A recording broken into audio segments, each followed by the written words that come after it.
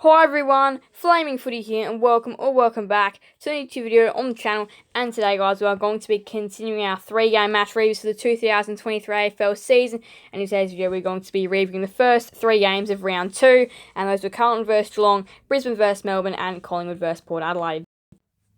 Alright, so the round started off with a big blockbuster Thursday night clash between the Blues and the Cats. And the Blues, they start their year 1-1-1.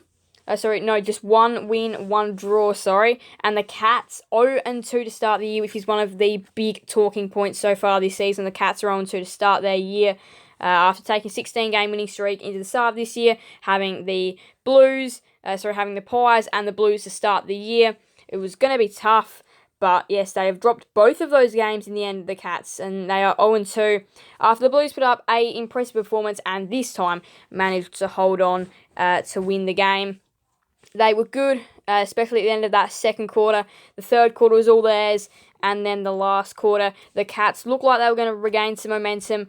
I would worry at the moment. The Blues' last quarters are looking a little bit shaky. Wouldn't be worrying too much at this stage, but if this does become a common trend, they will lose games at the death. However, they put up a really good performance for 3 quarters and just showed they still had the ability to just go ahead and win the game, but they didn't do it with much confidence they didn't prove that, but they did at least prove that they could finish the game off well enough to win. But yeah, they didn't quite show how strong that was, but they still did end up getting over the line, so not too many worries for the Blues at the moment. But yeah, the Cats almost came back, but yeah, it was a reasonably quiet last quarter for both sides, you could say. So Adam Sarr, 29 disposals, 6 goals for Jeremy Cameron, 138 fantasy for Cameron, 12 tackles for Tom Atkins, tackling machine at the Cats. AFL fantasy, let's see, Jeremy Cameron, as we know, and then Blake Acres the next on 107, 103 for Kerno Sard, 101 for Cripps. 6 goals for Cameron, 5 for Kerno, 3 for Owies, 2 for Henry. Those were the multiple goal scorers. Disposals wise, 29 for Sard, 27 for Cripps, 26 for Acres, Kerno, Kennedy. Tackles now, 12 for Atkins, 8 for Kerno and Dangerfield. 22 hit-outs for De Koning, 14 for Pitnet and Stanley, 11 for Blitzarves, 1 for Hawkins. Now I'll go to team stats. Disposals, pretty even. The Blues did have more football than the Cats, though. They did have way more football earlier on in the game. They used way more kicks as well, 247 to 188. 48 to 54 inside 50 is the Cats winning that stat. Clearances 32 to 35. The Cats dominated out of the centre 8 to 14. The Blues were better at stoppage clearances. However, way more uncontested footy as well for the Blues, 234 to 197. Marks 110 to 69, 17 to 15 of those inside 50. They led for most of the game. The Blues were deserving winners in the end. You could almost say they potentially were robbed last week after a really good start. This week, though, they managed to hold on and get the job done by 8 points in a thrilling game. Friday night's game, Brisbane vs Melbourne at the Gabba, proved to be a really mouth-watering matchup. 2 premiership contenders going head-to-head in a game which really had it all, considering the ground lost power midway through that last quarter. The game did end up finishing off, though, and Brisbane 14-9-93, won by 11 against the Demons, 13-4-82. Although, man, the Demons made them earn that win. After looking like they were nearly going to steal the game late, they didn't have the Lions being too good for most of the game, and it really just started off in that first quarter. From that midway point, the Lions got off and running, and 6 goals to 2 first quarter. They had an okay second quarter, but yeah, that third quarter is where they really did put the game to bed, kicking 5 goals to 2. And in the last quarter, they only kicked 1 goal. The Demons kicked 6. It looks like they could potentially win it in the end. However, they do just fall short. The Lions last week, they needed to respond.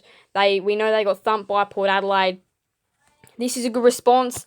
Looks like they could be deadly on the Gabba deck this year. The Demons were really good last week. Couldn't quite show that this week. However, they did have May out for the second straight week in a row. Gawn got injured early, so things were going against the Demons. 37 disposals for Oliver, 149 fantasy for Oliver, 9 tackles for Oliver, 4 goals for Joe Danaher and Ben Brown. Player stats, 149 fantasy for Oliver, 116 for Zorko, 100 for Hunter. 4 goals for Danaher, Brown, 3 for Fritsch, 2 for Zorko, Bailey and Cameron. Clayton Oliver had definitely probably one of the best games he's had. 37 disposals, 31 disposals for Ashcroft, 27 for Neil and Brayshaw. Tackles, 9 for Oliver, 6 for Berry, Spargo, Viney, Petrarca. 45 hit-outs for Grundy, had to do most of the work. 25 for McInerney, 17 for 4 for Brown, 2 for Gawn. 1 for Danaher and McDonald. Team stats. Pretty even in terms of disposals. However, kicks were Brisbane's avenue, handballs were Melbourne's avenue throughout this game. The Lions went inside 55 more times than the Demons. Oh, wow. This is a big stat, though. This is a massive stat.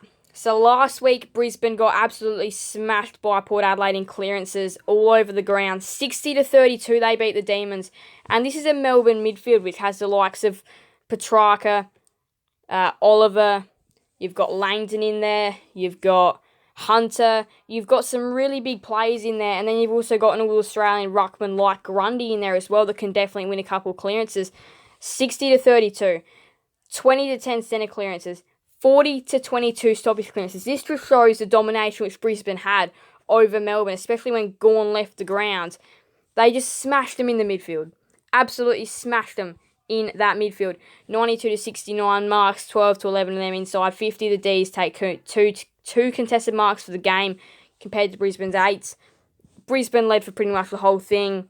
And the D's, if they had have come to pip them at the end of the game, would have been scenes. One of the craziest games you'll see. But to be completely honest, Brisbane did deserve to hold on.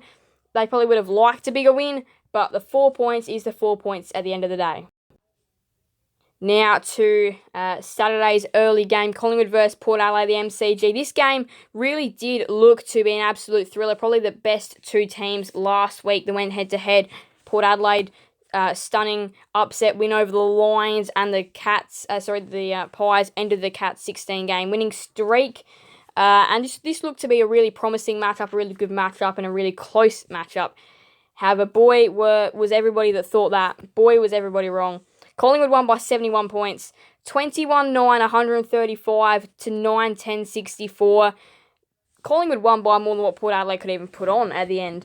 They were just so good, and it was all off the back of that first quarter. Midway through that first quarter, Collingwood just flicked a switch, which just got them off and running, and they just continued on that momentum for the whole game. Port Adelaide never really, apart from that start of that third quarter, never really from there on did they have a good little run. That was it. This little patch right here, that was their only good run that they got, Port Adelaide. That's it. After that, though, it was just all Collingwood. Collingwood just owned the game, the whole game. They looked so good, though, Collingwood. They look like a premiership threat, and I reckon they definitely do have what it takes this year. From what we've seen so far, scoring 125 and 135 against two decent oppositions, definitely Geelong, and now a really decent side as well in Port Adelaide. We saw they did Brisbane last week, and yeah, Collingwood look really good. They've got some big tests still coming up. We know they've got Brisbane in round 4. They've got some big games still coming up to Collingwood, but look, they look really good. Nick Dacos, 32 disposals, 117 fantasy for Nick Dacos as well. 6 tackles for Pendlebury, Goey, 3 goals for Myercheck, and Dixon. Right, we'll go to player stats now. And yeah, Nick Dacos, 117, 109 fantasy for Cameron, 98 for Mitchell, 96 for Dacos, 88 for Adams. We'll go to goals behinds now. Brody Myercheck, 3 goals. Dixon, 3 goals as well. He was probably Port Adelaide's best out there today. He's probably one of their only good ones as well. 2 goals for Elliott. We know how good he is. As well as Adams, Marshall, McCreary. Both the Dacos brothers also chip in for 2 goals. Disposals. 32 for Nick Dacos, 27 for Tom Mitchell, 26 for Josh Dacos, 24 for Steele Sidebottom. Tackles, 6 for DeGoey and Pendlebury. Hitouts, 29 for Cameron, 19 for Lysette, 9 for Cox, 6 for Dixon. Now we'll go to team stats. And 57-47 inside 50. So Collingwood were just really good when they went inside 50 by the looks of things. They did win in disposals relatively comfortably, 34-15 free kicks. And again, this is another big thing here, which I just pointed out in the last game, Brisbane Melbourne, another big one here.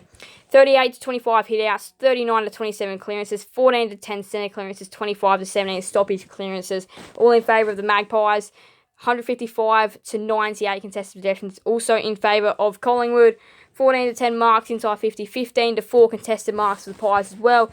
They led for the whole game. They looked really good, and I reckon the Pies are a real premiership threat this year. Currently, the Saturday twilight game is the Crows and Tigers at the Adelaide Oval. Adelaide 3-6-24, Richmond 11-3-69. They have just piled on the pain so far, have the Richmond Tigers. They look really good. Last week, they also looked really good against the Blues. They just got a couple things wrong. The Crows, they look at the moment to be a relatively easy opponent. At the moment, we saw what the Giants did to them last week, and yeah, I feel like they could be a team which could be you win against them pretty comfortably at the moment. We've only seen a little bit from the Crows so far. They've been inaccurate just like last week. They've had some really good moments though as well. They've had some promising signs, especially this little patch there.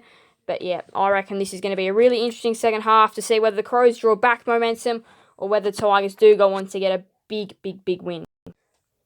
And the games to go, the Doggies and the Saints and the Dockers and North are the two Saturday night contests. Some really big games there after what we saw from definitely these four sides last week. Were both interesting and some good, some bad and some interesting. Sunday's games, they look interesting as well. Sydney Hawthorn, probably not a appealing matchup, but Bombers, Suns, West Coast Giants do look like two big matchups. Alright, so this is the current ladder. If you want to slow this down or pause it, you can, because now I'm going to put the live ladder, and that'd be big for Richmond. A big percentage boost is exactly what the Tigers would want, and that'd be dangerous for the Adelaide Crows as well. Percentage can be really important at the start of the year because you can lose it or gain it really easily.